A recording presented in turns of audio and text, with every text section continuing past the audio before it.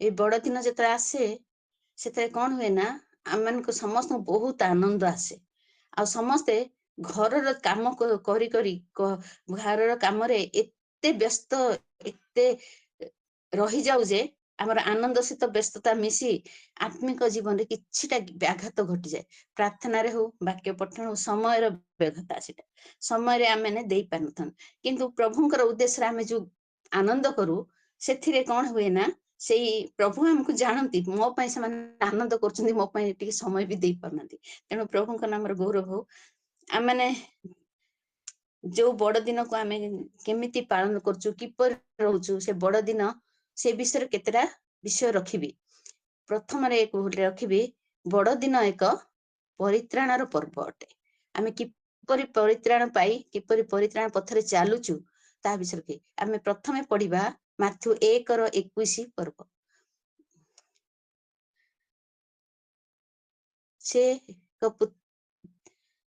से पुत्र प्रसव करिवे आउ तुम्भे ताहांको नाम जीशु देव कारण से अपना लोक मानकु सेमानकर समस्त पापरु परित्राण करिवे एटा समस्त मुखस्थ पद समस्ते जानिचु जीशु निज लोक मानकु उद्धार करबा पई केते प्रेम कले ईश्वर तांकर निजर प्रिय पुत्र को देले आ सेथरु आमे परित्राण पाई अछु यह गोटे कंटिन्यू प्रोसेस यह धरी रखा किपरि भाव में आम धरी रखा आम जदि ताकू धरी रखानी शैतान केतबेले आमको ए परित्राण रो कौन करिवो ना बाहर करने तार पथरे चलेबाकू चेष्टा करिवो तेणु प्रथम रहउची आमे किपरि धरी रखिबा ताहा मार्क 16:16 रे लेखा जाए जे विश्वास करी बाप्तिजित हुए से परित्राण पाइबो आ से विश्वास कला से सर्वदा यीशु ठारे विश्वास रे स्थिर रही एटा होची विश्वास रे सब दिन दिन दिन अभिवृद्धि हबार अछि दिन दिन विश्वास रे आमनकर बढ़ुथुबार अछि आमे विश्वास रे जदि आमे टिके भी आमे टळमळ हे जिवा सेतले शैतान कोन करबो आम भितरे अनेक विषय आनीदेव विभिन्न प्रकार संदेह विभिन्न प्रकार रोग विभिन्न प्रकार समस्या तेणु आम माने विश्वास को सब बेले दृढ़ भाव धरी रखिबार अछि तापरे आ गोटे होची आ गोटे पद मध्य अछि विश्वास रे 5:2 पदरे भी लिखा जाय पर लिखे ख्रीष्ट जेपरि तुमन को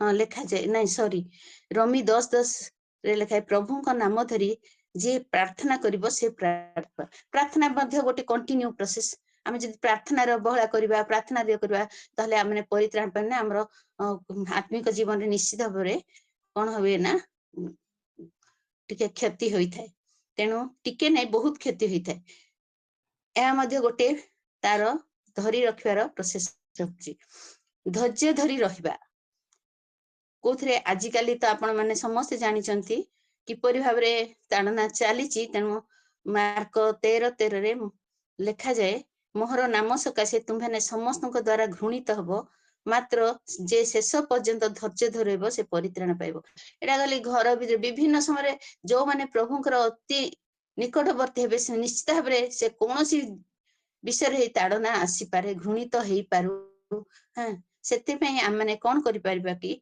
आम सब बेले धैर्य धरी रहिबा आम विश्वास रे स्थिर रहिबा प्रार्थना रे लागी रही परिबा आउ वाक्य ध्यान रे रहिबा प्रभुंकर सेवा रे रहिबा ताहले प्रभु हमको सब बेले हमरे कंटिन्यू प्रोसेस उत्तम भाव रे हम जीवन रे कार्य करथबो किंतु आमे कौन करचु ना परित्राण एबे पाई गलु बड़ दिन रे मध्ये आमे समस्त आनंद उल्लास रे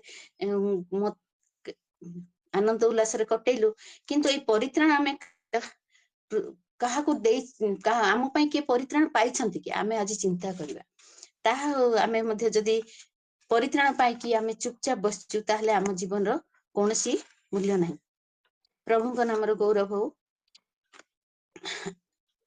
से आज्ञा देइछंती आमे विजाति मानक आलोक स्वरूप तुमको स्थापन करी अछंती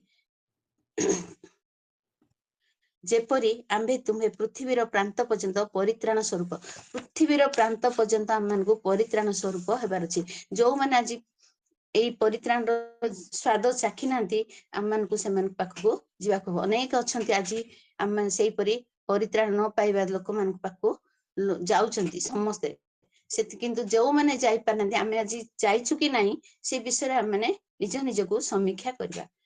द्वितीय रे होची यह एक आनंदर पर्व, बहुत आनंद उल्लासर पर्व। आमे आनंद उल्लास रे बड़ दिन बा ख्रीष्ट जन्म पर्व पालन करूछु। आमे तो एली प्रेयर मीटिंग रे ए वर्ष बढ़िया मु जानिनी मु तो ए वर्ष जॉइन करिछि। ए वर्ष मते बहुत भलो लागिला, आमे बहुत आनंद कलु। गत नवेम्बर मासरु आमे प्रभु को नाम रे गौरव करछु। केरल रे गीत गान कलु आउ समस्ते गौरव कलु पिता ईश्वरंकर, से प्रभु को नाम रे गौरव हो। आउ आज गत काली पर्यंत चलथिला, आज अछि कि नै मु जानिनी। तेणु आमे समस्ते बहुत आनंद करछु। सेई माथ्यू 2:10-11 पद लखे सेथिरे दूत सेमान को कहिले भय कर नहीं, देख तुम्ह समस्तंक लोकंक अत्यंत आनंददायक सुसमाचार तुम मानकु जणाउ अछि। 11 पद, कारण आज दाऊदंक नगरे तुम मानक निमंते त्राणकर्ता जन्म ग्रहण करियछंती, से ख्रीष्ट प्रभु। जो आनंद से दिन आसीथिला जगत रे प्रभु जीशु को जन्म हेबा द्वारा से आनंद आज पर्यंत चलीची। आमे आनंदर सहित ए आनंदर वार्ता मेषपालक माने खाली पाइथिले से दिन। आउ से आनंद आ पंडित माने मरियम जोसेफ आत्मस्वजन मान पाखरे से आनंद सीमित थिला। किंतु आज जीशुଙ୍କର जन्म उत्सव को आमे सारा पृथ्वी रे अधिकांश लोक आनंद उल्लासर सहित पालन करूअछु। होई थाई पारे किए जागतिक भाव पालन करथिबे आ किए आत्मिक भाव ताहा आमे जानू। किंतु प्रभुଙ୍କ नाम रे गौरव हो। मो प्रिय माने से दिन मेषपालक माने आनंददायक सुसमाचार पाई नीरव होई रही नथिले। आज आमे नीरव होइछु कि नाही? दूत कहवा प्रकारे जीशु को अन्वेषण करी जीशु को भेटी थिले और ईश्वरंकर गौरव मध्य करथिले। दूतंक ठारू जो दर्शन पाइथिले आनंदित हृदय रे अन्य मान को से माने जणाइथिले। सेथिरे से माने जो लोक मान को से माने जणैले से माने मध्य आश्चर्य हेतिले से दिन। ताहा हमें जदि मु पढ़िबानी एटा लूक 2:18 पदरे पाई परिबा। से दिन मेषपालक माने अन्य मान को जणाइथिले। आउ आमे मध्य एही आनंददायक सुसमाचार काहाकू आज कहिछु कि आमे खाली निज आनंद उल्लास निजर परिवार मध्यरे निजर आत्मस्वजन भितरे बांटी हेकि रहिछु कि ना नाही? मोर प्रिय माने एबे ए आनंदर विषय जो माने प्रभु को जानि नाहंती, जो माने प्रभु रे ए वर्ष सारा आमे निज निज को भाबु केते जन को आमे ए प्रभुंकर आनंद को आमे देई परछु। आनंद आमर गोटे दिन, कारण जो माने परित्राण पाइचंदी सब दिन प्रभु सेमानक पई होची प्रभु जीशु ख्रीष्ट तांको संगे अछंती।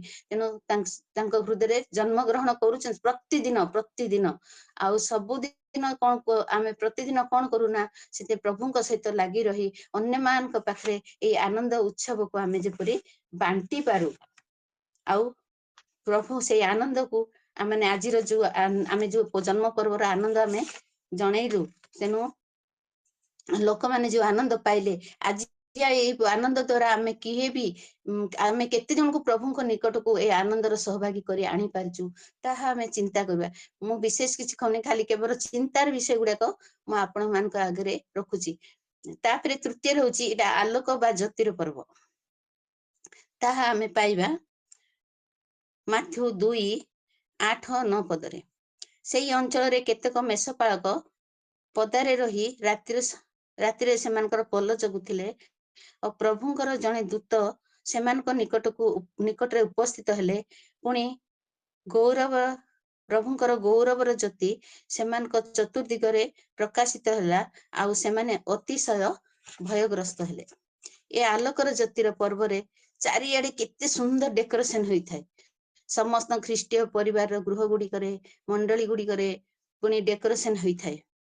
हाँ, स्टार लगी थाए, सुंदर साजसज्जा होई थाए, चतुर्दिग आलोकमय होई थाए। एही आलोकरे नया वर्ष परे आउ एही आलोक न थाए।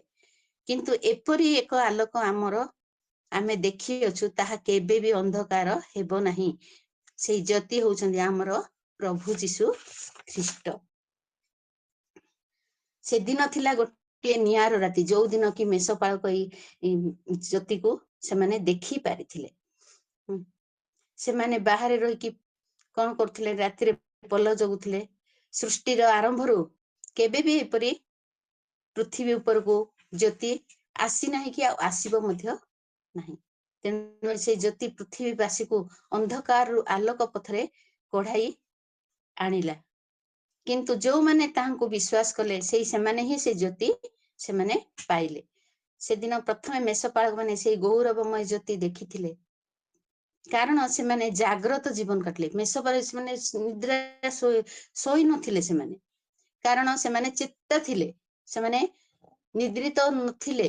କିନ୍ତୁ ସେଥି ଆମେ କଣ କରୁନା, ଏଇ ସମୟରେ ଆମେ ଜାଣିବାକୁ ଏଥିରୁ ମୁଁ ବୁଝିବାକୁ ପାଇଲି, ଆମେ ନିଦ୍ରିତ ହୋଇ ଗଲେ ଆମକୁ କେବେ ବି ପ୍ରଭୁଙ୍କର ଏଇ ଆଲୋକମୟ ଜ୍ୟୋତି ଆମେ ପାଇପାରିବାନି କି ପ୍ରଭୁଙ୍କର ଦର୍ଶନ ପାଇବାନି। ତେଣୁ ଏଫେସୀୟ ମଣ୍ଡଳୀରେ ପାଉଲ ଲେଖନ୍ତି ଏଫେସୀୟ ମଣ୍ଡଳୀକୁ 5:14, ହେ ନିଦ୍ରିତ ଜାଗ, ତୁମମାନଙ୍କ ମଧ୍ୟରୁ ଉଠ, ପୁଣି ଖ୍ରୀଷ୍ଟଙ୍କ ଆଲୋକ ଖ୍ରୀଷ୍ଟ ତୁମକୁ ଆଲୋକ ପ୍ରଦାନ କରେ। ଯଦି ଆମେ ଶୋଇପଡିବା ସେ ଆଲୋକ କିପରି ପାଇବା? ତେଣୁ ଆମେ ସଦା ସର୍ବଦା ଜାଗ୍ରତ ଜୀବନ କାଟିବା। ତା ବୋଲି ଆମେ ରାତିରେ ଶୋଇବାନି କି? ଶୋଇବା, କିନ୍ତୁ ତାଠୁ ଅଧିକ, କାରଣ ଅଳସୁଆ ମାନେ ବହୁତ ଶୁଅନ୍ତି। ତେଣୁ ଆମେ ଅଳସୁଆପଣକୁ ଛାଡି ପ୍ରଭୁଙ୍କର ସେ ଆଲୋକ ପାଇବା ପାଇଁ ଆମେ ନିଜକୁ ନିଜେ ଚେଷ୍ଟା କରିବା। ସତରେ ଆଜି ଆମେ ଆଲୋକ ପାଇଯାଇଛୁ, କିନ୍ତୁ ପ୍ରଭୁଙ୍କ ନାମରେ ଗୌରବ ହଉ। ସେ ଆଲୋକକୁ ଆମେ ଆଲୋକରେ ଯେପରି ପ୍ରଭୁ ଆମମାନଙ୍କୁ ସାହାଯ୍ୟ କରୁଛନ୍ତି ସେ ଆଲୋକ ପାଇବା ପାଇଁ, ଅନ୍ୟମାନଙ୍କୁ ସେ ଆଲୋକରେ ଆଲୋକିତ କରିଛୁ କି? ଆଜି ଆମ ଜୀବନରେ ଯେତେ ଜଣ ସହିତ ଆମେ ମିଶଛୁ, ସେମାନେ ଆମ ଜୀବନରେ, ସେମାନେ ଯଦି ପ୍ରଭୁଙ୍କୁ ଜାଣିନଥିଲେ, ସେମାନେ ଚାକିରୀ କ୍ଷେତ୍ରରେ ହଉ, ଅନ୍ୟାନ୍ୟ କ୍ଷେତ୍ରରେ ହଉ, ଆମେ ଯେତେ ଜଣ ସହିତ ମିଶୁଛୁ, ସେମାନେ ଆମର ଏଇ ଆଲୋକ ଦେଖି ପାରିଛନ୍ତି କି? ଆମ ଜୀବନରେ ଏ ଆଲୋକ ଯଦି ଦେଖି ପାରିନାହାନ୍ତି, ଆଜି ଆମର ଏଇ ଜନ୍ମଦିନର ଉତ୍ସବରେ ଯୋଉ ପାଳନ କରୁଛୁ, ସେ ଆଲୋକ ପଥରେ ଆମେ ଚାଲିକି ସେ ଆଲୋକର ସଜସଜା କରିଛୁ, ସେଇଟା ମଧ୍ୟ ଦିନେ କଣ ହବ ନା, ଆମକୁ ପ୍ରଭୁ ପଚାରେ, ତୁମେ କାହାକୁ ଆଣିଛ ତମେ ମୋ ପାଖକୁ? ତେଣୁ ଏଇ ଆଲୋକରେ ସମସ୍ତେ ନିଜେ ଆଲୋକିତ ହେବା ସଙ୍ଗେ ସଙ୍ଗେ ଅନ୍ୟମାନଙ୍କୁ ମଧ୍ୟ ଆମେ ଆଲୋକିତ କରିବା ପାଇଁ ଚେଷ୍ଟା କରିବା। ତାପରେ ଆସୁଛି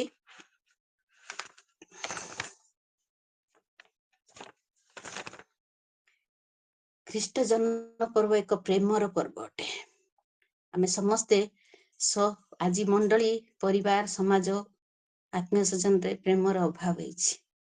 କାରଣ ଆମକୁ ଈଶ୍ୱର ଯେଉଁ ପ୍ରେମରେ ପ୍ରେମ କଲେ, ଆମେ ସେ ପ୍ରେମ କିପରି ଆମ ପାଖରେ ଅଛି ଆମେ ଭୁଲି ଯାଇଛୁ। ଆମେ ନିଜକୁ ଭଲ ପାଉଛୁ, କିନ୍ତୁ ପ୍ରଭୁ କହନ୍ତି ଅନ୍ୟମାନଙ୍କୁ ମଧ୍ୟ ତୁମେ ପ୍ରେମ କର। ତେଣୁ ଆମେ ଜାଣିଛୁ ଗୋଟେ ସବୁଠାରୁ ଭଲ ମୁଖ୍ୟ ପଦ ବାଇବେଲର ଜହନ 3:16, କାରଣ ଈଶ୍ୱର ଜଗତକୁ ଏଡେ ପ୍ରେମ କଲେ ଯେ ସେ ଆପଣା ଅଦ୍ୱିତୀୟ ପୁତ୍ରଙ୍କୁ ଦାନ କଲେ, ଯେପରି ଯେ କହି ତାଙ୍କଠାରେ ବିଶ୍ୱାସ କରେ ସେ ବିନଷ୍ଟ ନ ହୋଇ ଅନନ୍ତ ଜୀବନ ପ୍ରାପ୍ତ ହୁଏ।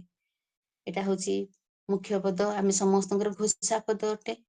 ପ୍ରଭୁ ଆମକୁ କୌଣସି ମାପ କରିନାହାନ୍ତି। ଏଡେ ବଡ ପ୍ରେମ, ଯୋଉ ପ୍ରେମରେ କି ମାପ ନାହିଁ କି ତୁଳନା ନାହିଁ। ଏତେ ପ୍ରେମ କରିଛନ୍ତି, ତାହା ଯଦି ଆମେ ନିଜେ ନିଜକୁ ଅନୁଭବ କରି ଆଜି କୃତଜ୍ଞତାରେ ପ୍ରଭୁଙ୍କ ପାଖରେ ମନ ଭରିଯାଏ। ଆମେ କୌଣସି ଜିନିଷ ପାଇବାର ଯୋଗ୍ୟ ନଥିଲେ ମଧ୍ୟ ପ୍ରଭୁ ଆମକୁ ସବୁ ଯୋଗେଇଲେ। ତେଣୁ ପ୍ରଭୁଙ୍କ ନାମର ଗୌରବ ହଉ। ଆମେ ସମସ୍ତେ ନିଜର ଆତ୍ମୀୟ ସ୍ୱଜନକୁ ପ୍ରେମ କରିଥାଉ, ପ୍ରତିବାସୀକୁ ପ୍ରେମ କରିଥାଉ, କିନ୍ତୁ ଆମମାନେ ଯେ ଅନ୍ୟମାନଙ୍କୁ ପ୍ରେମ କରିବା ଭୁଲି ଯାଉଛୁ। ଯେପରି ଲେଖାଯାଏ, ଆମମାନଙ୍କର ପ୍ରେମ ଖାଲି ନିଜର ଲୋକମାନଙ୍କ ଭିତରେ ସୀମିତ ନ ହଉ। ଏଫେସୀୟ 5:2 ଏପରି ଲେଖାଯାଏ, ଖ୍ରୀଷ୍ଟ ଯେପରି ତୁମମାନଙ୍କୁ ପ୍ରେମ କଲେ, ପୁଣି ଆମ୍ଭମାନଙ୍କ ନିମନ୍ତେ ଈଶ୍ୱରଙ୍କର ଉଦ୍ଦେଶ୍ୟରେ ସୁଗନ୍ଧି ନୈବେଦ୍ୟ ବଳି ସ୍ୱରୂପେ ଆପଣଙ୍କୁ ଉତ୍ସର୍ଗ କଲେ, ସେଇପରି ପ୍ରେମରେ ଆଚରଣ କର। ସେଇ ପ୍ରେମର ଆଚରଣ ମାନଙ୍କୁ ଆଜି କରିବାକୁ ପଡିବ। ଆଜି ଆମ ପ୍ରେମକୁ ଆମେ ସୀମିତ କରିଦଉଛୁ। ଲେଖାଯାଏ ଆଜିକାଲି ପ୍ରେମରେ ଶିଥିଳତା ଆସିଯାଇଛି। ମଣ୍ଡଳୀ ପ୍ରତି ମଧ୍ୟ ଜହନ ପ୍ରକାଶିତ ବାକ୍ୟରେ ତମର ପ୍ରେମରେ ଶୀତଳ ହେଇଯାଇଛି। କିନ୍ତୁ ପ୍ରେମର ଶିଥିଳତାକୁ ଆମେ ପୁଣି ପ୍ରଭୁଙ୍କର ପ୍ରେମକୁ ଆମେ କଣ କରିବା ନା ସ୍ମରଣ କରିବା, ଆଉ ସେଇ ପ୍ରେମରେ ଆମମାନଙ୍କୁ ସମସ୍ତଙ୍କୁ ପ୍ରେମ କରିବା। ସମସ୍ତଙ୍କୁ ପ୍ରେମ କରିବାଟା ବହୁତ ସହଜ, କିନ୍ତୁ ଶତ୍ରୁକୁ ଆମେ ପ୍ରେମ କରିବାଟା ବହୁତ କଷ୍ଟ। ତେଣୁ ଆମେ ଶତ୍ରୁ ମାନଙ୍କୁ ପ୍ରେମ କରୁ, ଯିଏ ଆମର ଅନିଷ୍ଟ କରେ ଆମେ ତାହାକୁ ପ୍ରେମ କରୁ। ଯାହାକି ପ୍ରଭୁ ଆମକୁ କହିଛନ୍ତି ନିଶ୍ଚିତ ଭାବରେ ପ୍ରଭୁ ଆମମାନଙ୍କୁ ଦୟା କରିବେ। କାରଣ କୋଉଠି ଗୋଟେ ବାକ୍ୟରେ ଲେଖା ହେଇଛି ଯୋଉମାନେ ତୁମକୁ ତାଡ଼ନା କରନ୍ତି ସେମାନଙ୍କ ପାଇଁ ତୁମେ ପ୍ରାର୍ଥନା କର। ତେଣୁ ପ୍ରଭୁଙ୍କ ନାମରେ ଗୌରବ ହଉ। ଆମେ ସମସ୍ତଙ୍କୁ ଅନାବିଳ ପ୍ରେମରେ ପ୍ରଭୁ ଯୋଉ ନିସ୍ୱାର୍ଥପର ପ୍ରେମ କରିଥିଲେ, ଆମେ ଯେପରି ନିଜର ଜୀବନକୁ ସେ ଦେଇଥିଲେ, ସେଇପରି ପ୍ରେମରେ ଆମମାନଙ୍କୁ କଣ କରିବା, ଅନ୍ୟମାନଙ୍କୁ ପ୍ରେମ କରିବାକୁ ପଡିବ। ତାପରେ ଆସୁଛି 3ରେ ଏହା ଏକ କ୍ଷମାର ପର୍ବ ଅଟେ। ଜନ୍ମଦିନ ପ୍ରଭୁଙ୍କର ଜନ୍ମ ପର୍ବଟି ତାହା ଆମେ ପଢିବା କଲୋସ୍ୟ 1:14ରେ, ତାହାଙ୍କ ଠାରେ ଆମ୍ଭେମାନେ ମୁକ୍ତି ଅର୍ଥାତ୍ ପାପ କ୍ଷମା ପାଇଅଛୁ। ତାହାଙ୍କ ଠାରେ ଅର୍ଥାତ୍ ଯୀଶୁଙ୍କ ଠାରେ ଆମମାନେ ମୁକ୍ତି ଓ ପାପ କ୍ଷମା ପାଇଅଛୁ। ଏହା ଏକ କ୍ଷମା ଦେବାର ପର୍ବ ଓ କ୍ଷମା ପାଇବାର ପର୍ବ ଅଟେ, ବା ଆମେ କ୍ଷମା ମାଗିବାର ପର୍ବ ଅଟେ। କ୍ଷମା ଦେବା ବିଷୟରେ ପ୍ରଭୁ ଯୀଶୁ କ୍ରୁଶରେ ସୁନ୍ଦର ଉଦାହରଣ ଆମମାନଙ୍କୁ ଦେଖେଇଛନ୍ତି। ପିତ ପ୍ରଥମ ବାଣୀରେ ହିଁ କହନ୍ତି, ପିତ ଏମାନଙ୍କୁ କ୍ଷମା କର, ଏମାନେ କଣ କରୁଛନ୍ତି ଜାଣନ୍ତି ନାହିଁ। ଲୁକ 23:34ରେ ଲେଖା ହୋଇଛି, ଯୀଶୁଙ୍କୁ ଯେଉଁମାନେ କରଡ଼ା ପ୍ରହାର କରିଥିଲେ ତାଙ୍କ ପ୍ରତି ପିଠି ସାରା ତାଙ୍କର ସିଆର ଦାଗ କରିଥିଲେ, ମସ୍ତକରେ କଣ୍ଟାର ମୁକୁଟ ପିନ୍ଧେଇଥିଲେ, ନିନ୍ଦା ଅପମାନ ଦେଇଥିଲେ। ଯେଉଁମାନେ ତାଚ୍ଛଲ୍ୟ ଭରା ଉପହାସ କରି ତାଙ୍କୁ ଅପମାନ କରିଥିଲେ, ମୁହଁରେ ଛେପ ଭର୍ତ୍ତି କରିଥିଲେ, ପ୍ରଭୁ ସେମାନଙ୍କୁ କଣ କଲେ ନା କ୍ରୁଶରେ ଥାଇକି କ୍ଷମା କଲେ। କହିଲେ ଏମାନେ କଣ କରୁଛନ୍ତି ପ୍ରଭୁ ଜାଣନ୍ତି ନାହିଁ, ଏମାନଙ୍କୁ ତୁମେ କ୍ଷମା କରିଦିଅ। କ୍ରୁଶରେ ନେଇକି ଟଙ୍ଗେଇଥିଲେ, ସେ କଷ୍ଟକର ଜୀବନ ମଧ୍ୟରେ ମଧ୍ୟ ସେ କଣ କଲେ, ଏତେ ସୁନ୍ଦର ଆମକୁ ଦେଖେଇକି ଏମାନଙ୍କୁ ଏତେ କଷ୍ଟ, ଏତେ ଯନ୍ତ୍ରଣା ମଧ୍ୟରେ ମଧ୍ୟ ସେ କହୁଛନ୍ତି, ପିତ ଏମାନେ କଣ କରୁଛନ୍ତି ଜାଣନ୍ତି ନାହିଁ, କ୍ଷମା କରିଦିଅ। ଆଜି ଆମର ସେଇ କ୍ଷମାର ମନ ରହିଛି କି ଆମ ଜୀବନରେ? ମୋର ପ୍ରିୟ ମାନେ, ପ୍ରଭୁଙ୍କର ଲୋକମାନେ ଯଦି କିଏ ମୋର ପ୍ରିୟ ପ୍ରଭୁଙ୍କର ଲୋକମାନେ ଆଜି କିଏ ଆମ ବିରୁଦ୍ଧରେ କୌଣସି କଥା କହିଥାଏ, ଶତ୍ରୁ ଭଳି ଆଚରଣ କରିଥାଏ, କିମ୍ବା ବିନା ଦୋଷରେ ଆମମାନଙ୍କୁ ଅପମାନ ଦେଇଥାଏ, ଯୀଶୁ ଯେପରି କ୍ଷମା କରିଥିଲେ ଆମେ ସେମାନଙ୍କୁ ସେଇପରି କ୍ଷମା ଦେଇଦେବୁ। ତେଣୁ ପ୍ରଭୁ ଯୀଶୁ ଶିଖେଇଥିବା ପ୍ରାର୍ଥନା ମଧ୍ୟ ଲେଖାଯାଏ, ଆମମାନେ ଯେପରି ଆପଣା ଆପଣା ଅପରାଧୀ ମାନଙ୍କୁ କ୍ଷମା କରିଅଛୁ, ସେଇପରି ଆମ୍ଭେମାନେ ଅପରାଧ ସବୁ କ୍ଷମା କର। ଆମମାନେ ଈଶ୍ୱରଙ୍କ ବିରୁଦ୍ଧରେ ଅପରାଧ କରୁଛୁ ନାହିଁ ମୋର ପ୍ରିୟ ମାନେ। ଆମେ ଏହା ତ କ୍ଷମା ଆମେ ଦେଇ ଦଉଛୁ, ମନେ ପକେଇକି ଆମେ ସ୍ମରଣ କରିବା, ଆମେ କାହାକୁ କ୍ଷମା ଦେଇଛୁ କି ଆମ ବିରୁଦ୍ଧରେ ଯାଇଛନ୍ତି। ଆମେ ନିଜ ମନରେ ଚିନ୍ତା କରିବା, ଯଦି କ୍ଷମା ଦେଇନୁ ଆଜି ହିଁ ପର୍ବ ସମୟରେ ଆମେ ଚିନ୍ତା କରି ସେମାନଙ୍କୁ ମନେ ପକେଇବା, ସ୍ମରଣରେ ଆଣିବା। ଆଉ ଖାଲି କ୍ଷମା ଦେଇଦେଲେ ହବନି, ଆମେ କ୍ଷମା ମଧ୍ୟ କୋଉଠି ଭୁଲ କରିଛୁ, କୋଉଠି କଣ କାହା ପାଖରେ କୌଣସି କାହାକୁ ଅପମାନଜନକ କଥା କହିଦେଇଛୁ, କେତେବେଳେ ହେଇଯାଏ ଏମିତି। ଲୋକଙ୍କ ସହିତ କଥା ହେଲା ବେଳକୁ କିଏ କାହା କଥାରେ ମନ ଦୁଃଖ କରନ୍ତି, କିନ୍ତୁ ତାହା ସବୁ ଆମେ କଣ କରିବାକୁ ସ୍ମରଣରେ ଆଣିବା। ବିଭିନ୍ନ ପରିବାରରେ ହଉ, ଆତ୍ମୀୟସ୍ୱଜନ ହଉ, ଚାକିରୀ କ୍ଷେତ୍ରରେ ହଉ, ବିଭିନ୍ନ ସମୟରେ ଆମେ ବିଭିନ୍ନ ପ୍ରକାର ଭୁଲ କରିଥାଉ। ତାକୁ ତ ପାପ କୁହାଯିବନି, ଭୁଲ କରିଥାଉ। ତାହା ଆମେ ସ୍ମରଣରେ ଆଣିବା, ଆଉ ସେ ଭୁଲ ପାଇଁ କଣ କରିବା ନା କ୍ଷମା ମାଗିବା। ଆମେ ଖାଲି ଆମ ମନୁଷ୍ୟ ମାନଙ୍କ ପାଖରେ ନୁହେଁ, ଆମ ଆତ୍ମୀୟସ୍ୱଜନ ପାଖରେ ନୁହେଁ, ପ୍ରଭୁଙ୍କ ବିରୁଦ୍ଧରେ ବି ବେଳେ ବେଳେ ଆମେ କଣ କରିଥାଏ, ତାହା ହଉଛି କେମିତି ଆମର ଭୁଲ ହେଇଥାଏ ଆମେ ଜାଣିପାରିନୁ। ସଂସାରରେ ଚାଲୁ ଚାଲୁ, ଜଗତରେ ଚାଲୁ ଚାଲୁ, ଏଇ ସାଂସାରିକ ଅଭିଳାଷା, ଚକ୍ଷୁର ଅଭିଳାଷା ଦ୍ଵାରା ଈଶ୍ୱରଙ୍କ ବିରୁଦ୍ଧରେ ଆମେ ପାପ କରିଥାଉ। ଯାହାକି ସେଦିନ ଆଦମ ହବା ଚାଲୁ ଚାଲୁ ଈଶ୍ୱରଙ୍କ ସାଙ୍ଗରେ ରହୁ ରହୁ ତାଙ୍କ ସହିତ କଥା ହେଉ କରିଦେଇଥିଲେ।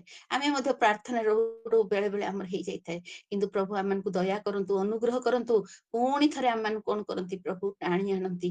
ଆମେ ସେତେବେଳେ ଆମର ପବିତ୍ର ଆତ୍ମା ହୃଦୟରେ ଆମର କାର୍ଯ୍ୟ କରନ୍ତି, ଆଉ ସେ କହନ୍ତି ତୋର ଏଇଟା ଭୁଲ ହେଇଛି, ତୁ କ୍ଷମା ମାଗିନେ। ସେଇପରି ଅନ୍ୟମାନଙ୍କ ପାଖରେ, ଆତ୍ମୀୟସ୍ୱଜନ ଲୋକ ପାଖରେ, ଆମର ପରିବାରରେ जदि आमे मनुष्य मान विरुद्ध में कौन भूल कर कौन ना आम क्षमा मागे स्मरण आणिकी क्षमा मागे पड़ो। तेणु जदि क्षमा मागिबा आ क्षमा देचु ताहले ए जन्म पर्वर कौन है जन्म पर्व आम पालन कर सार्थकता रही। तापरे आमे देखिबा दया और वितरण पर्व दान दान वितरण पर्व। वर्ष सारा आम को दान करने को मन पड़ न था। केवल बड़दिन समय आम को अनेक अनेक दान करने की इच्छा होता है। आमने किए किए तो कंबल बांटुथिबे, किए किए तो बंधीशाला पोशाक पत्र बांटिबार देखि थाउ। आउ समस्त दरिद्र भोजन मध्य केते जण देई थांती। हॉस्पिटल रे केते जण लोक जाई कि बांटी थांती। हमर आम सोसाइटी लोक माने अन्य माने नुहंती बांटी कि से माने कोन करंदी। किंतु सतरे दान कोन गोटे दिन करा जाय कि ना। मोर प्रिय प्रभुकर लोक माने दान होची मध्य गोटे कंटिन्यू प्रोसेस। आम जीवन रे दान बा वितरण आमे अन्य को दे पाले। से दिन गोटे दिन को भाई जने वाक्य दउथिले दान वितरण देई परवा क्षमा आमे कोन करे देबार जो आनंद अछि नेबारे से आनंद नाही। तेणु आमे जदि देइचु ता पई किछि भी निर्दिष्ट समय नाही। मोर प्रिय माने सब बेले आम मन रे दान करिवार मनोवृत्ति रहिबा उचित। आमे जदि दान करिनु दानर विषय मु किछि एठी रेफरेंस मु देइनी अच्छी बहुत गुड़े। तेणु मोर प्रिय माने आम माने जदि पवित्र आत्मा का साहाय्य मागी प्रार्थना करिबा ताहले आम चारिआडे थिबा अनेक नीडी पीपुल अछंती सेमानक विषय आमे जानि परिबा और आम माने सेमान को मध्य दे देखबे। मु गोटे छोटो एठी कहिबी गोटे सत्य मन कथा हमको मध्य गोटे एक्सपीरियंस हैला। आम निकुंज मेडिकल रे पढ़ी शिक्षा कहूला सेठी एते गरीब लोक आसंती आउ से माने निज निजर पैसा सरला परे तांको पिला छुआ हो कि किंबा तांको बापा माँ होंतु माने कोन करंती ना मरिबा को छाड़ी दियंती। सेतरे बहुत दुख लगे। आज शिक्षा सेठी जाइकी रहिनी त मु भल मते बहुत भल लागिला। से बहुत जन को साहाय्य भी सेठी करिछि कारण से मान से देखे से पाखे पैसा पत्र अभाव हुए से टंका पैसा देखि तार अभाव मध्य से मोचन करिछि सेव करछि प्रभु का नाम। एटा हम केबे जाने हमर एक्सपीरियंस नथिला कारण आमे समस्त बड़ बड़ आमे केबे भी एमती गवर्नमेंट हॉस्पिटल आमे पिला मन को रखि नथिलु। आमे बड़ बड़ हॉस्पिटल निजे भी रहितिलु आ पिला मन को भी हमर कोनोसी असुविधा हले आमे बड़ बड़ हॉस्पिटल जाऊ जोठी कि प्रभु सम देइथिबा लोक माने ही सेठी जाई पाने। किंतु गवर्नमेंट हॉस्पिटल आमे केबे जाई कि देखिछु कि से माने आज केते कष्ट अछि। से माने तांको पैसा अभाव रे पिला मन को तांको छुआ पिला को तांकर जे बापा माँ को मरिबा को छाड़ी दउछंती। तेणु आमे एही परि लोक मान को जाई परिबा। प्रभु जदि प्रभु हमको विभिन्न उपाय विभिन्न समय एही परि नीडी पीपल मन को जगै थांती। किंतु आमे से मन को अण देखा करथाउ। जदि आमे एही जन्मदिन रो जन्म पर्व को आमे उत्तम भाव पालन करछु आ प्रेम आम माने जेमती प्रभु को इच्छा अनुसार पालन करछु निश्चित एही दान खाली सीमित आम भितरे बड़ दिन समय ही दान रसी विषयटी को सीमित न रखी प्रत्येक समय पवित्र आत्मा को साहाय्य मागिबा और पवित्र आत्मा के पाखे रही कि आमे से नीडी पीपल मान पाखु जीवा सब बेले प्रभु केतेबेले आम मान पाखरे आसिकी प्रभु ठिया हेबे प्रभुंकर लोक मान को मध्य ठिया करंती आमे से आमे जानि परिबा और से मान को आमे सहाय्य करी आमे हाथ बढ़ई परिबा।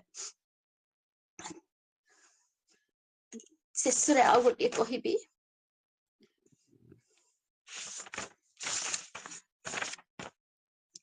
ख्रीष्ट जन्म पर्व होची गोटे मिलनर पर्व।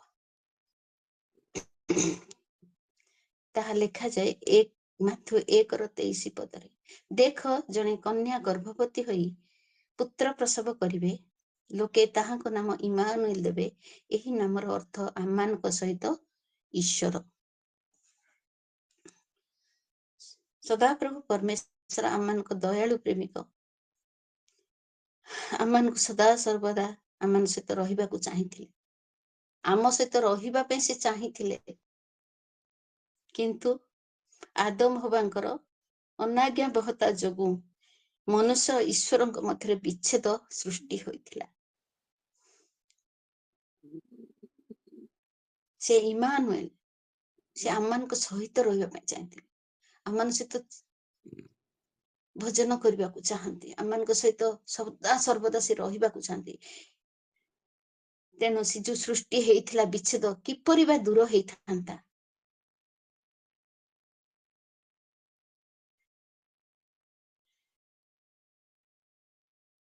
ପବିତ୍ର ଈଶ୍ୱର ଆଉ ଏଇ ପାପୀ ମାନଙ୍କ ମନୁଷ୍ୟ ମାନଙ୍କ ଭିତରେ କିପରି ମିଳନ ହେଇପାରିଥାନ୍ତା ଯଦି ପ୍ରଭୁ ଯୀଶୁ ଆସିନଥାନ୍ତେ। ଆମମାନେ କିପରି ପ୍ରଭୁଙ୍କ ସହିତ ଆମମାନେ ମିଳିତ ହୋଇ ତାଙ୍କ ନିକଟବର୍ତ୍ତୀ ହେଇପାରିଥାନ୍ତୁ। ଯେପରି ଲେଖାଯାଏ ତୃତୀୟ କରନ୍ଥୀୟ 6:14 ଧର୍ମ ଅଧର୍ମ ମଧ୍ୟରେ କି ସହଯୋଗିତା ଅବା ଅନ୍ଧକାର ସହିତ ଆଲୋକର କି ସହଭାଗିତା।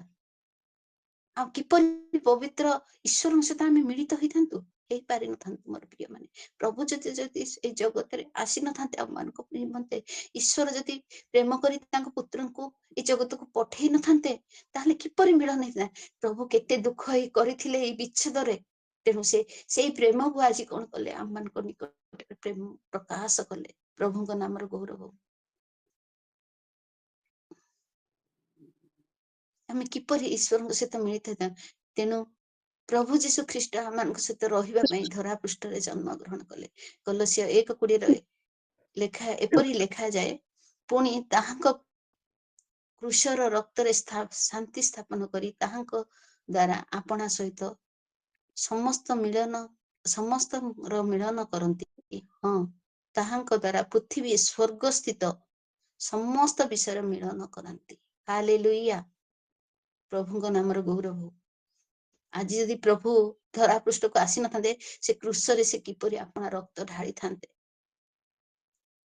ପ୍ରଭୁ ଯୀଶୁ ଜନ୍ମ ହୋଇନଥିଲା, କିଏ ଆମ ପାଇଁ କ୍ରୁଶରେ ରକ୍ତ ଦେଇଥାନ୍ତା। ଆମ ଭଳି ପାପୀ ମାନଙ୍କୁ ଧାର୍ମିକ କରିପାରିଥାନ୍ତା।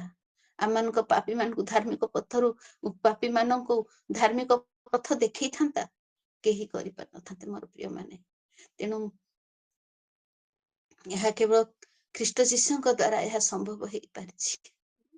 ଯେଉଁ ବିଚ୍ଛେଦ ପ୍ରାଚୀର ଥିଲା ତାହା ଦୂର ହେଇଗଲା ଯୀଶୁଙ୍କ ଜନ୍ମ ଯୋଗୁ। ମନୁଷ୍ୟ ଈଶ୍ୱରଙ୍କର ମିଳନ ହେଲା, ସ୍ୱର୍ଗ ପୃଥିବୀର ମିଳନ ଘଟିଲା। ଇମାନୁଏଲ ଆମମାନଙ୍କ ସହିତ ଈଶ୍ୱର। ଆମମାନଙ୍କ ସହିତ ଈଶ୍ୱର ନୁହେଁ, ମୋ ସହିତ ଈଶ୍ୱର। ମତେ ଗୋଟିଏ କଥା ମନେ ପଡେ, ବୀରେନ୍ଦ୍ର ଭାଇଙ୍କର। ସିଏ କହନ୍ତି ପ୍ରଭୁ ମୋ ଭିତରେ ଅଛନ୍ତି। ହାଲେଲୁୟା। ସେଇପରି ଆମମାନଙ୍କ ସହିତ ଈଶ୍ୱର, ସେ ମୋ ସହିତ ଈଶ୍ୱର, ମୋ ସାଙ୍ଗରେ ସିଏ ଅଛନ୍ତି।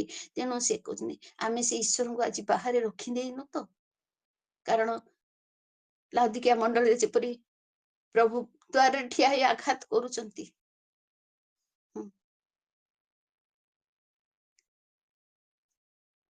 ସେଇପରି ଆମ ବାହାରେ ରହିକି ସେ ଆମ ହୃଦୟକୁ ଆଘାତ ଯଦି ଆଜି କରୁଛନ୍ତି, ତାଙ୍କ ଆଘାତ ଆମେ ଶୁଣିବା।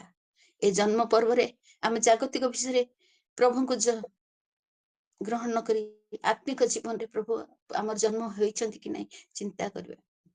ସେ ଆମେ ତ୍ରିଏକ ପରମେଶ୍ୱର ଇମାନୁଏଲ ଆମମାନଙ୍କ ସହିତ ଅଛନ୍ତି, ମୋ ସହିତ ଅଛନ୍ତି। ଆମମାନେ ଜାଣିବା ପାଇଁ ଆମେ ସଦା ସର୍ବଦା ଜାଗ୍ରତ ଜୀବନ କାଟିବା। ପ୍ରଭୁଙ୍କ ନାମର ଗୌରବ ହଉ।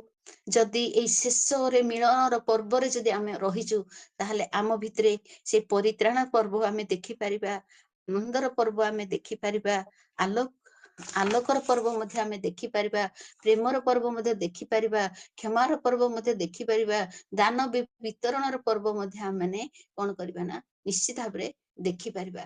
ଆଉ ଆମେ ଏଇ ସବୁ ବ୍ୟବହାର କରି ଏଇ ଜନ୍ମ ପର୍ବଟାକୁ ଉତ୍ସବଟାକୁ ଉତ୍ତମ ଭାବରେ ପାଳିଛୁ ବୋଲି ଆମେ ଆଜି ଚିନ୍ତା କରୁ। କଣ କଣ ଆମେ ସତରେ ଏଇଗୁଡାକ କରିକି ଆମେ କରିଛୁ କି ଆମ ଜୀବନରେ ଆଜି ଏଇ ଜନ୍ମ ପର୍ବ ଗୁଡରେ। ଆଉ ଆମେ ସମୀକ୍ଷା କରୁ ବର୍ଷ ସାରା ଆମେ କଣ କରିଛୁ କଣ ନାହିଁ। ପ୍ରଭୁଙ୍କ ନାମର ଗୌରବ ହଉ। ଆମେ ଯେପରି ବର୍ଷ ସାରା ନିଜ ନିଜକୁ ସମୀକ୍ଷା କରିବା, ଆମର ଏଥିରେ କଣ ଉଣା ରହିଯାଇଛି କି ପ୍ରଭୁଙ୍କ ପାଖରେ ପ୍ରାର୍ଥନା କରିବା। ପ୍ରଭୁଙ୍କ ପବିତ୍ର ଆତ୍ମା ଆମକୁ କଥା କହିବେ, ଆଉ ପ୍ରଭୁ ଆମମାନଙ୍କ ସହିତ, କାରଣ ଆମେ ଶେଷ ଦିନରେ ଅଛୁ। ପ୍ରଭୁ ଆମମାନଙ୍କୁ କଣ କରିବେ ନା, ଆମମାନଙ୍କୁ ଆମେ ସମସ୍ତେ ପ୍ରସ୍ତୁତ ହେଇକି ବଞ୍ଚିବାକୁ ପଡିବ। ତେଣୁ ଖାଲି ପ୍ରସ୍ତୁତ ହେଲେ ତ ହବ ନାହିଁ, ତା ପାଇଁ କର୍ମ ମଧ୍ୟ କରିବାକୁ ପଡିବ। ବର୍ଷ ସାରା ସହବର୍ତ୍ତୀ ହେଇ ଏ ଶେଷ ଦିନରେ ଆମକୁ ତେଣୁ ମୋର ପ୍ରିୟ ମାନେ ଆଜି ଆମେ ନିଜକୁ ସମୀକ୍ଷା କରୁ ଆମ ସହିତ ଈଶ୍ୱର ବ୍ୟକ୍ତିଗତ ସମ୍ପର୍କ କିପରି ରହିଛି, ଆମେ ପ୍ରଭୁଙ୍କ ସହିତ କିପରି ସମୟ ବିତଉଛୁ, ତାଙ୍କର ଦ୍ୱିତୀୟ ଆଗମନ ପାଇଁ କିପରି ପ୍ରସ୍ତୁତ ହଉଛୁ।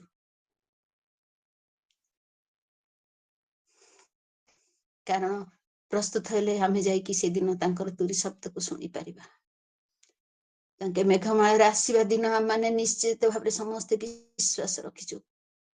ଆମେ ଯେପରି ସେ ତୁରୀ ଶବ୍ଦକୁ ଶୁଣି ନିଶ୍ଚିତ ଭାବରେ ତାଙ୍କର ସେଇ ମେଘମାଳକୁ ନୀତ ହେବା ପାଇଁ ଆମେ ସମସ୍ତେ ନିଶ୍ଚୟ ପ୍ରଭୁଙ୍କ ଅନୁଗ୍ରହ ମରିଥିଲେ ନିଶ୍ଚୟ ଉଠିବା ଏଇ ବିଶ୍ୱାସ ନେଇକି ବଞ୍ଚିଥିଲେ ନିଶ୍ଚୟ ରୂପାନ୍ତରିତ ହବା। ପ୍ରଭୁ ଦୟା କରନ୍ତୁ, କରୁଣା କରନ୍ତୁ ଆମମାନଙ୍କୁ ସେଇ ତାଙ୍କର ସେ ଆଗମନ ପାଇଁ ପ୍ରସ୍ତୁତ ହେବା ପାଇଁ। ଆଉ ଯୋଉ ବିଚାର ଦିନରେ ମଧ୍ୟ ପ୍ରଭୁ ଆମମାନଙ୍କୁ ସେମାନଙ୍କୁ ତାଙ୍କ ଦୃଷ୍ଟିରୁ ଉଣା ନ କରନ୍ତୁ, କାରଣ ସେଦିନ ଆମ ସମସ୍ତଙ୍କୁ ହିସାବ ଦେବାକୁ ପଡିବ।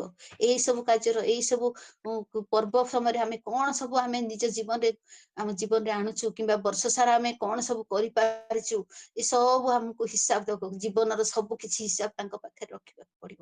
ତେଣୁ ସେଇଦିନ ସେଇ ହିସାବରେ ମଧ୍ୟ ଯେପରି ଆମେ ଦଉ ପ୍ରଭୁ ଆମର ହିସାବ ଦେଖି ଖୁସି ହେଇଯିବେ, ଆଉ ଆମମାନଙ୍କୁ ତାଙ୍କର ସ୍ୱର୍ଗ ରାଜ୍ୟ ତାଙ୍କ ସହିତ ରହିବା ପାଇଁ, ସ୍ୱର୍ଗ ରାଜ୍ୟରେ ତାଙ୍କ ସହିତ ରହିବା ପାଇଁ ଆମମାନଙ୍କୁ କଣ କରିବେ ନା ଗଢେଇ ନେବେ। ତେଣୁ ଆସନ୍ତୁ ମୋର ପ୍ରିୟ ମାନେ, ଆମେ ସମସ୍ତେ ପ୍ରଭୁଙ୍କ ରାଜ୍ୟ ନିମନ୍ତେ ପ୍ରସ୍ତୁତ ହବା। ଏ ବଡଦିନ ପର୍ବକୁ ଏଇ ସବୁ ବିଷୟକୁ ଆମେ ମନେ ପକାଉ। ଆମେ ଏଇ ବଡ ଦିନରେ ଯଦି ବି ଆଜି ବି ଆମ ବିଷୟରେ ଏଇ ସବୁ ବିଷୟ ନେଇ କିଛି ଆମ ଜୀବନରେ ମାନେ ପ୍ରେମର ବିଷୟ ହଉ, ଦାନ ବିଷୟରେ ହଉ, କ୍ଷମା ବିଷୟରେ ହଉ, କିମ୍ବା ଆମେ କାହାକୁ ପ୍ରଭୁଙ୍କ ନିକଟକୁ ଆଣିପାରିଛୁ କି ନାହିଁ, କିମ୍ବା ଆମେ ଏଇ ସବୁ ବିଷୟ ନେଇକି ଆମେ କଣ କରିବା ନା ପ୍ରଭୁଙ୍କ ନିକଟରୁ ଆମେ ନିଜକୁ ସମୀକ୍ଷା କରିବା, ଆଉ ପ୍ରଭୁଙ୍କୁ ପଚାରିବା ଆମେ କୋଉଠି ରହିଯାଇଛୁ, କୋଉଠି ବ୍ରେକ୍ ହେଇଯାଇଛି ଆମର। ଚାଲନ୍ତୁ ମୋର ପ୍ରିୟ ମାନେ, ଏଇ ଜନ୍ମ ପର୍ବରେ ଆଉ ଏଇ ବର୍ଷର ଶେଷ ଦିନ ମାନଙ୍କର ଆମେ ନିଜକୁ ସମୀକ୍ଷା କରୁ। ପ୍ରଭୁ ଆମମାନଙ୍କୁ ଆଶୀର୍ବାଦ କରନ୍ତୁ, ଆମମାନଙ୍କୁ ଦୟା କରନ୍ତୁ।